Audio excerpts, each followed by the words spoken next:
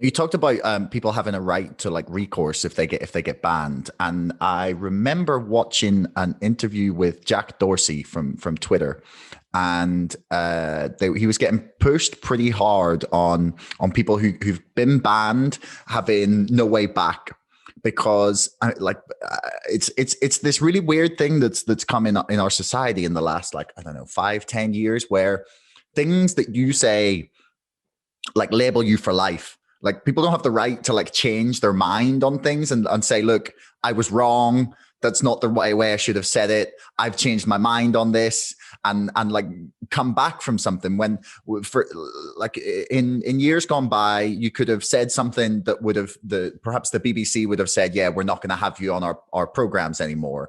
Or the Times would have said, yeah, you know, you're not going to get a column with us anymore because of what you've said. And then someone like say maybe a few months, a few years could go by, and then you could go back to them and say, hey, look, I've changed my thoughts on this. Here's my like new perspective. And you would have a chance to get back into like the circles of being able to publicize your message essentially.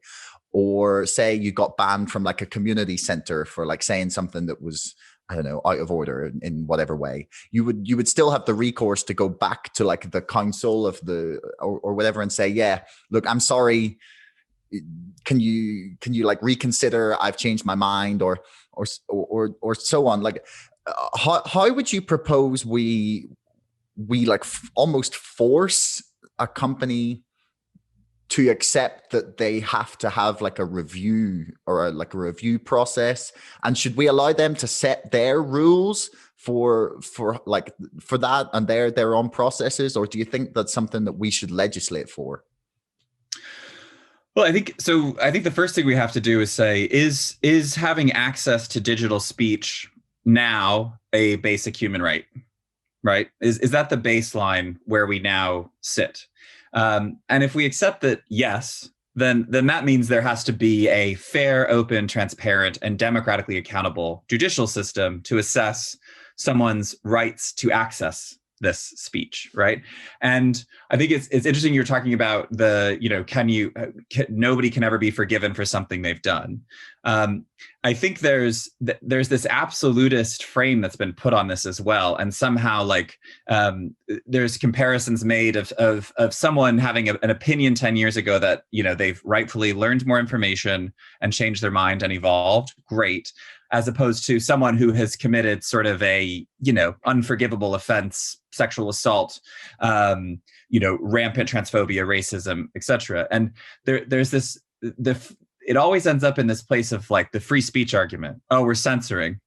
And what I find, it was really a factor of two things of social media once again, right? So over the course of a decade, we've all been driven into silos. And this has led us to a place where we struggle to handle any type of adversity to our point of view. So we can't even entertain a debate about an opposing point of view.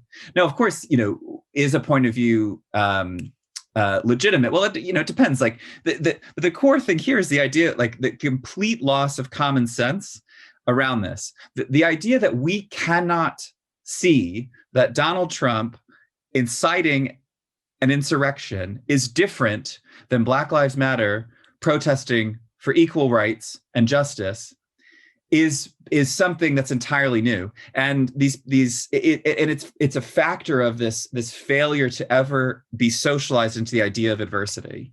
And so all we want is exactly what we want. And from the tech company's perspective, all they want is for you to have exactly what you want because you'll stay on longer. And the longer you stay on, the more ads they can deliver you. That's a really interesting perspective. Actually, I hadn't really considered that the reason that they were happy to ban certain people was to keep the majority happy. That is. Yeah, well, their revenue stream's happy. I mean, look at the convenience of banning. Look at their convenience of banning Donald Trump. Donald Trump did the exact same thing over the summer with Black Lives Matter protests. And around liberate Michigan, liberate, in 3 states, he was tweeting, liberate this state. I mean, telling the Proud Boys to, you know, stand back and stand by. Charlottesville in 2017, where he said there were good people on both sides. Like, his actions are not new. What's new is that he was no longer going to be president in 2 weeks. So it doesn't matter if he's still allowed on the platform. Yeah. And that's privileged speech, you know, that's privileging one person's speech over another. Once again, we're saying, okay, because he's the president, he has more latitude with what he's allowed to say. It's insane. I mean, I think, like, for me, the issue becomes like, if like, for me, I think the issue is like they have like their standards and rules, and they, like, as you mentioned, they don't apply them equally. But like for like things that like, there's still murderous dictators on Twitter, but Trump can't have a And Twitter Facebook. account, and Facebook, but Trump can't have a Twitter account. That really, like, that there's something there to be talked about as well for me, that you just, like, if it's like, okay, like, if we're going to accept that these companies have their like set guidelines, like, I'd love to see them like actually apply them and explain how they're applying them, rather, like, especially one of the ones that gets me is YouTube as well, because they'll just like demonetize or ban videos and not explain why, with no explanation. And it's that lack of like recourse as transparency and transparency, as you mentioned earlier, that really concerns me. Well, and Twitter, so Twitter published, after the banning of Trump, an actual points system. So if you do this once, then this happens. You do it twice, which is the first time we've seen anything like that transparently, right? And the question of sort of how do you regulate that? Well, there are lots of different models, but one is to say, okay, there is a auditor of regulators. So you pass legislation and you say, okay, tech companies who social media companies, digital advertising companies, let's just call them what they are. You have to have a hate speech policy.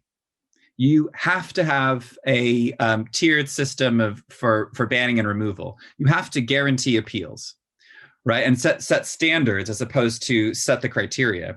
And then the auditor of regulators then says, okay, in 12 months, I'll be by to check that your regulator is actually enforcing all these things that we've required you to have. And if they're not, you won't be compliant, and we will take you to task.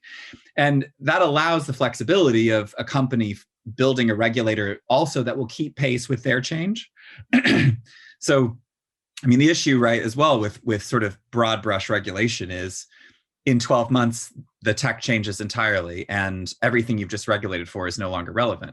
But if you force the company to co-regulate with the state, then they're also forced to keep their regulator up to pace with what they're doing. And they have to fund it themselves, which is literally the least they could do. The bare minimum would be them paying for the co-regulation and oversight that they require. Where do you think, because something I've heard like some people discussing is that, like, we should be dealing with these bans through lawsuits. So say if you consider like Facebook or Twitter to be the and it is especially now, given the whole lockdown situation, like the digital town square, and that anything that you could say in a town square should be allowed online. Like, and then if something is considered like incitement of violence or the equivalent of, like, say, shouting fire in a crowded theater, and where we, like, people have made the argument that there is like already like legal precedent for what speech is allowed, and that we should be applying that to like companies online. Like, how do you balance that with then attempting to not let people just tell lies? Well, and so there's, I think, two aspects. So the first is sort of the overarching principle, right? Like, people have freedom of speech, but they don't have freedom of reach, right? You have the right to, in the town square, tell a lie, but do you have the right to infect that lie into hundreds of millions of people, where we see a situation where half of the population of the United States and 60% of the population of France doesn't want to get vaccinated in the global pandemic, and a lot of them say, I've learned about this on social media. So there's that freedom of speech versus freedom of reach piece. The second, I think it's interesting, the idea of what you can say offline versus online, because the threshold online is much lower, or excuse me, much higher to actually get into trouble. Right. I mean, I think about when we launched, because we launched with information relating to Brexit. Again, this is one of those absolutist things, right? If you voted Remain, then anything you said or did was directly related to the fact that you voted Remain, and it was all this side agenda. There couldn't be any validity to it because you voted Remain, and therefore your opinions no longer matter. After we launched with publishing evidence, and mind you, Vote Leave was found guilty by the Electoral Commission of breaking electoral law. So it wasn't as if we were pursuing something that wasn't true. I got the most graphic death threats. I mean, how someone was going to hang me, what they were going to do to each limb after they hung me. If somebody said that to me in the street, that would be immediate action, right? I would have recourse in the justice system that's been established over hundreds, if not thousands of years in the form of case law and so forth. Online, it's like, oh, is it a credible threat? Like, what? So we're socializing people to the idea that it's like totally acceptable online to say things that you would never say, or for that matter, do offline. And that's the question about these benchmarks again. Like, why are we not applying our normal benchmark systems that we know online? Why are we treating it like such a different space when the implications are often offline harm? But I think the other piece around the legal system, you were sort of saying, the issue is the scale, right? I mean, and the power. Like, and so if you look at Facebook, they created their own oversight board themselves, which is in no way independent. But it also, the big difference from something that would be democratically accountable is you're not guaranteed an appeal, right? So they've taken up 6, 7, 8 or 9 cases total so far since they started in November that they're considering. Over 150,000 people have brought an appeal to them. And they're hearing 9. So, whereas in the real world, if you went to an ombudsman, an industry ombudsman in this country, and you said, the water company did this to me, if you have the ombudsman doesn't go, we're not going to take this one up.